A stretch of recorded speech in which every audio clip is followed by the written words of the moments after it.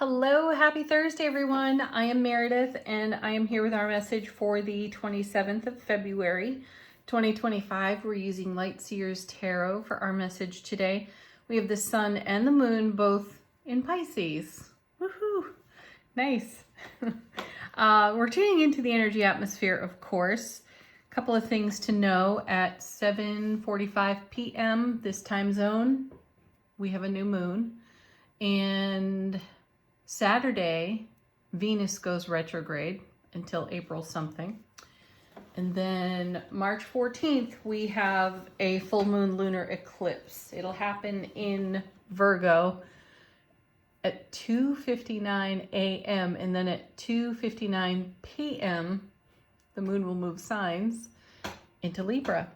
Okay. So get prepared for your eclipse. Make the most of it, folks. Read up on it and get busy with your manifestation, because you know eclipses are a rare and uncommon energy.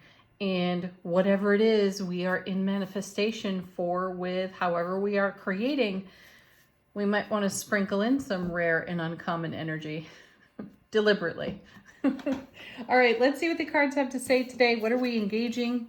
Our first card, right out of the gate, Queen of Cups. There she is in all her glory. You know this is going to be a message of our intuition yet again. She's the minor arcana version of the High Priestess. And look at this receptivity. Look at the grace in the way that she is allowing, right? This is our ideal state of being when it comes to our intuition and tuning into all of the intuitive guidance that's on offer to us. So as our first card in the reading, what a great position to put ourselves in. Let's see what's next. What's it connecting to? The Hierophant again. We had the Hierophant, I think, in yesterday's reading. And this is, whoa, paired with the Queen of Wands. Nice. So two queens in the Hierophant. I like it. It sounds like a movie, doesn't it? A movie title? It would be a comedy, of course. All right, so Queen of Wands, what do we have? A no BS queen, for one. You don't push this one around for sure. You'll get burned. Aries, Leo, Sagittarius there. And here we have Cancer, Scorpio, Pisces with our beautiful Queen of Cups. What are these two creating in our reading today? Excuse me. Now, let's reflect for a moment back to the Hierophant, as we've seen this card 2 or 3 times in recent readings, okay? The Hierophant questions or brings up the question of our tradition and what it is we are learning in the now moment. And it's number 5 out of the major arcana. So there's the number of change. What are we shifting and changing in our traditional roles? We've talked about this for a while. What do we do by rote? What do we do out of habit? We've been encouraged time and again through these cards recently. They've definitely been on a theme of encouraging us to do something different and then find some consistency within the different actions we are taking. And when you have the Queen of Cups, you have total heart-centered love energy here, incoming intuition. In the Queen of Wands, we have passion, fire, ambition, motivation. So what we're doing is taking action on our intuitive guidance, while simultaneously we kind of run it through the filter of the Hierophant. How are things changing? It's a great question for us to ask ourselves. How can I make the most of the changes in front of me right now? How good can it get, right? And what this is saying is that we have a lot of energy to invest in our intuitive guidance, where we can make change to our tradition. We can use our traditional approaches to our experiences in ways that expand our awareness or expand our happiness, right? Next, nice, we have the Chariot. Good major arcana here, because the Chariot, number 7 out of the major arcana. 7s are about heaven touching earth. And this is a card It indicates we don't hesitate. We take dynamic action. So I like that we're taking dynamic action on our intuitive guidance with passion, with fire, with motivation, and we're willing to change the status quo. Excellent. Next set, 3 cards, first of which is Page of Swords. Something fresh, something new to talk about, to consider. What's it connected to? The Empress. Ooh, nice. Mother of the Charioteer. So this is the birth of a dream right here. Here she's heavily pregnant with a beautiful representation of the earth. Almost always see the Empress in tarot as pregnant, about to give birth. Now, we've had a lot of the Wheel of Fortune recently too, the divine delivery system. And here it is. It's upon us. Something new, something fresh. In the way that we are proceeding, taking action, being assertive, right?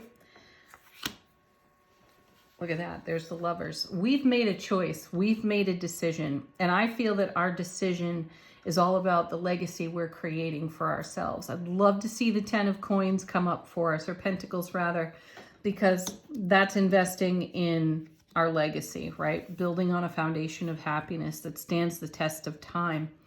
Though I'm sensing here that while there is a swifting of energy in the Chariot, things are going to pick up and move rather rapidly, combined with the energy of the Queen of Wands over here.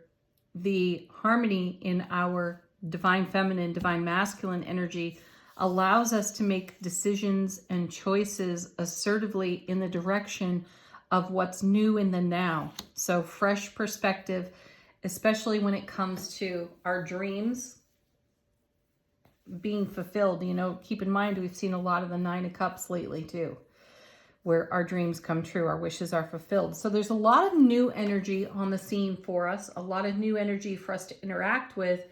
We may be somewhat challenged by our own traditions, behaviors, and habits. However, we're recognizing that because our intuitive guidance is so strong and it's coming in on repeat for us. So anytime we're questioning, second guessing what action we are swiftly taking, more intuitive guidance shows up to support what we're up to. So don't be afraid to take a new approach. And that new approach may be as simple as the way you speak to yourself in your inner dialogue. What's that sound like? Are you critical? Are you judgmental? Or are you uplifting, positive, speaking your affirmations? And maybe it's a little bit of both. And the scale is going to start to tip now more in the favor of being more positive with oneself. Next set of cards, I think there's 4 here. Nice. Ace of Swords, what a great card. So it's a new beginning, a fresh start. Because it's an ace, it takes away any of the negativity from challenging cards nearby. And this is a message of brilliant clarity, everlasting strength. So rely on your brilliant clarity, your everlasting strength, especially when it comes to your intuitive guidance. Don't be afraid to fall into your own loving arms here. Trust yourself, right? Then we have 4 of Pentacles. Yes, because this is the card of investing in oneself wisely. Where are you spending your energy? Are you spending that energy wisely? Is there reciprocation in the way that you give and receive to your own self? Check that one. This is a super card in terms of it being a 4 because it's very stable. So in a stable way, take a look at how you give, how you receive. How are you giving to yourself? Are you overspending your energy? Just check it out. And if you are, make adjustments. 6 of Cups. Yeah, we might be taking a walk down memory lane here. This is the card of nostalgia. This is a soulmate card as well. This is about us being our own best soulmate. Our cards today are giving us the direction to look deeply into our self-relationship. And when we do that, all of our primary and important relationships, all of the folks that are connected with us, become affected positively by the way we show up for ourselves. This is why we do this tune-in, this check-in of the energy atmosphere and how we're going to navigate that, because it has a ripple effect and it has consequences or repercussions for everyone in our sphere of influence, right? So what are you contributing there? And it's not about the other people. It's really about you, how you care for yourself, how you treat yourself, because that's naturally going to lend itself to the way you show up in all of your relationships. Because I know I'll get an email from someone, Meredith, can't you see the connection in love and romantic relationships here? Yes, of course I can. I mean, the Lovers is on the table. It's staring right at us still. How can you be a good partner to your partner if you aren't being good to yourself? If you aren't taking care of your side of the street, right? If you aren't nurturing yourself, you cannot look outside yourself to get it from somewhere, someone, or something else. So this reading is turning us to ourselves, our own heart space awareness, the way we show up, the way we speak over our lives. It will translate and ripple into every relationship we have. So you do you. And let the multiverse surprise and delight you in a variety of ways. Our next card is Six of Swords. Perfect. I like that we have that card because the six is about us moving on to better circumstances, leaving behind circumstances that are less than favorable, less than fulfilling, right? So we're taking a step out of an old paradigm that doesn't necessarily work for us, and we're being supported in a huge way by our intuitive guidance. This is so worthy of us listening to and following through on. Let's see what's on the bottom of the deck. How's the universe helping us out behind the scenes? Nice. Three of Cups showing up for us again. I think we had this card yesterday, or at least recently. Celebrate the heck out of the now moment. Why not, right? Have a blast. You can complain, bitch, moan, and gripe all you want, but what is that serving you? Find the happy, and validate yourself when things are difficult or challenging. Validate yourself. Again, don't look somewhere else for that. Give it to you and love yourself into harmony. That's a choice. Knight of Wands. Knights move energy between cards. The Knight of Wands is fiery, passionate, somewhat distracted, takes a serpentine or circuitous route from departure to destination. So this may be a bit of a journey in the day today. Remember to celebrate and congratulate yourself when you reach the closure of this day, because you will have navigated something significant and wonderful. Okay, and then we have the Four of Swords. Yeah, rest, relax, take a breath in the middle of everything. It's okay to walk out of a situation and say, you know what, I need some fresh air, and I'll come back and look at this with a fresh perspective, whatever it is, whatever's in evolution today. Judgment. So we have the Six of Cups over here, which is a card of nostalgia. It's also nicknamed the soulmate card, as I've already mentioned. By the way, we got two sixes together right here as well. Judgment card is a resurrection of energy and an opportunity to reconcile something. So we may be reconciling something that has been a pebble in our shoe or a thorn in our side for a while. We're going to get some universal nudge to the ribs today to remind us of where we are now, even if we are stimulated and or triggered by something that brings up energy of the past. This is an opportunity for us to reconcile things from where we stand today. Triggers don't have to be a setback. Triggers are an opportunity. And then, nice. So we have the Chariot and the Eight of Wands. I love that because this, again, is a swift moving energy. And the Eight of Wands is a marriage card. So too is the Hierophant, by the way. Pardon. So what are you married to within your self-relationship that you can either expand, promote, and what are you married to that no longer serves you? Take a look at it. Resurrect some of the major life themes for yourself. Be in consideration gently. Don't go hunting this down. Don't force it, okay? Just as you flow through your day, allow yourself to be reflective with an eye for validation and reconciliation within self-relationship. Hanged Man after that. Yeah, pause for a new perspective. Look at things in a different way. Always good advice. All right. Angel answers. Put a question to the deck. Let it be confirmation if you wish. A separate message to you from your own guides, angels, ancestors. Ask for help from others. And recovery popping out with reconsider. So these three started to turn sideways out of the deck. That's why I took them. So ask for help from others. Talk to your besties. You know, we've all got at least one who knows where all the keys to our locked closet doors are, right? So talk to your besties. Hash things out. Reconsider your prior way of considering and allow yourself to recover from any negative attitude that you may discover in the process of reconciling an energy that is resurrected today. Ooh, powerful. Within the next few weeks. Love that.